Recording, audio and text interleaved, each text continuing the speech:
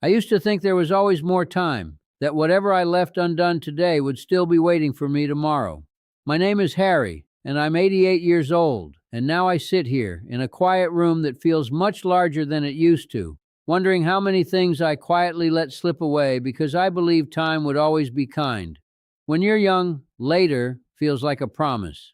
It sounds responsible, even wise. You tell yourself you're focusing on what matters, that you'll return to everything else when things settle down. I lived most of my life inside that word. Later I'll take a day off. Later I'll call. Later I'll sit and listen properly. It never sounded like neglect to me. It sounded like discipline. I worked for over 40 years in a small workshop fixing machinery. Nothing glamorous, just long hours, steady hands, and a constant hum of metal and oil. I took pride in being reliable. People knew they could count on me. If something broke, I would fix it. If someone needed help, I would show up. I thought that was enough to build a good life. And in many ways, it was. We had a home. We had food on the table. My children went to school. My wife, Margaret, never had to worry about whether we would get through the month. I told myself that all the hours I spent away from them were a kind of love. Not the kind you say out loud, but the kind you prove through effort. Margaret never argued much.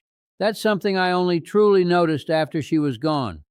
While she was here, I took her quietness as agreement, as understanding. She had a gentle way of speaking, the kind that never pushed too hard. If she asked me for something, it was always simple. Sit with me for a while. Come outside, it's a nice evening. Leave the work for tomorrow. And I would smile, maybe even sit down for a minute or two. But my mind was always somewhere else. There was always a job waiting, something unfinished, something that felt more urgent in that moment. I believed I was doing the right thing. I believed there would be a better time to give her my full attention. There's a memory that comes back to me often now. It was a Sunday afternoon. I had stayed home for once, which was rare enough. Margaret was in the garden trimming a small plant she cared about more than I understood at the time. She looked up at me and said, "Harry, sit with me, just for a bit." I remember checking my watch. I told her I had something to finish later that evening that I should prepare. She nodded, smiled in that quiet way of hers, and said, "All right. Maybe another time." Another time. That's what we always said.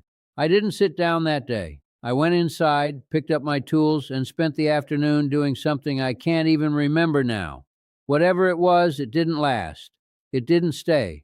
But that moment in the garden did. Life doesn't rush at you all at once. It changes slowly, in ways that are easy to ignore.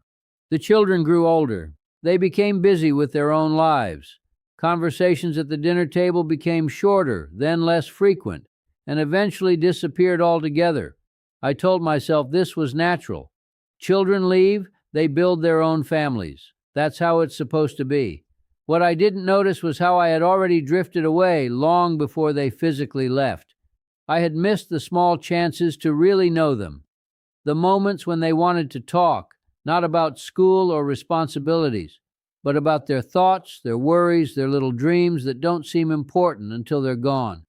My son once asked me if I could come watch him play in a local match. I remember telling him I'd try. That word again, try. It sounded honest at the time. I did have work, I did have responsibilities, but if I'm being truthful now, I didn't make it a priority.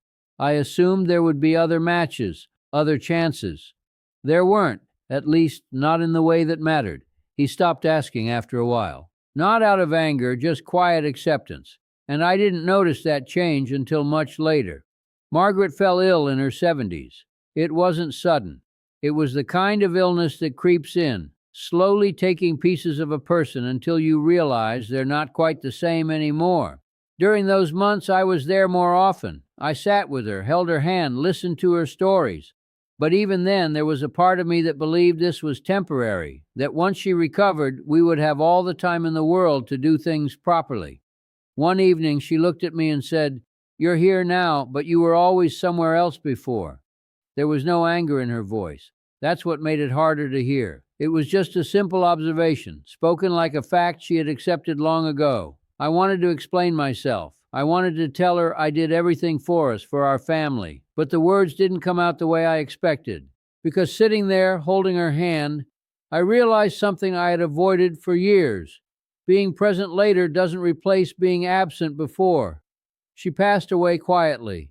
There was no dramatic moment, no final speech, just a stillness that settled into the room and stayed there. People came and went. They spoke kindly about her warmth, her patience. I stood there listening, feeling as though they were describing someone I had only partially known. After the house emptied, I walked into the garden. That same small plant she used to care for was still there, a little overgrown now.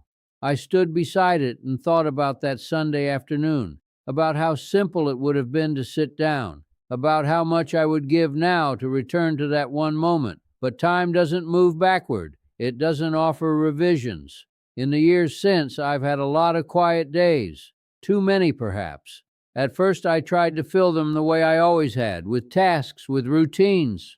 But eventually, even those began to feel hollow. Without people to share them with, they lose their meaning. I speak to my children occasionally. They have their own lives, their own responsibilities. They are kind to me, respectful, but there's a distance there, one that can't be closed with a few phone calls. Relationships are built in small moments over many years, and if those moments are missed, they don't simply appear later. I don't blame them. I understand now in a way I didn't before. What surprises me most about old age isn't the physical part. Yes, the body slows down. Yes, there are aches and limitations, but those are manageable. What stays with you, what truly lingers, are the things you didn't say, the time you didn't give, the presence you withheld without realizing its value. I used to measure my life by what I achieved, by how much I provided.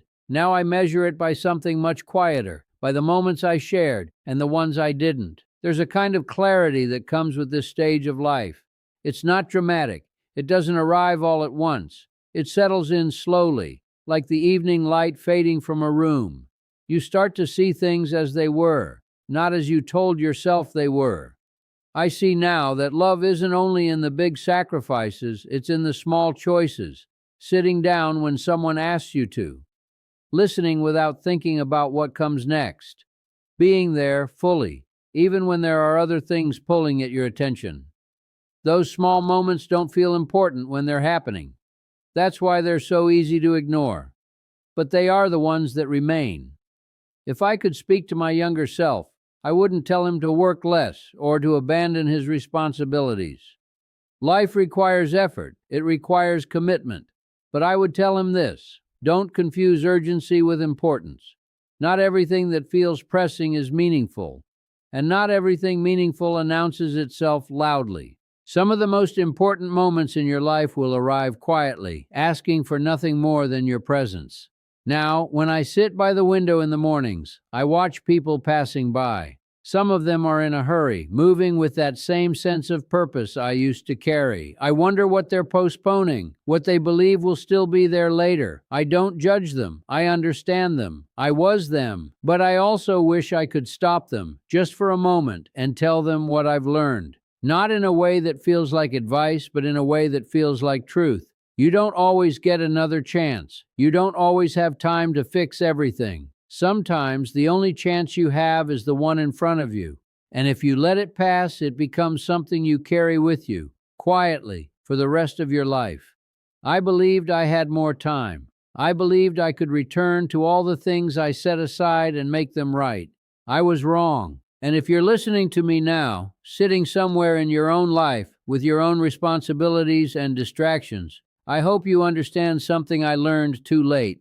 When someone you love asks for your time, they're not asking for much. They're asking for something that cannot be replaced. Don't give them later. Give them now.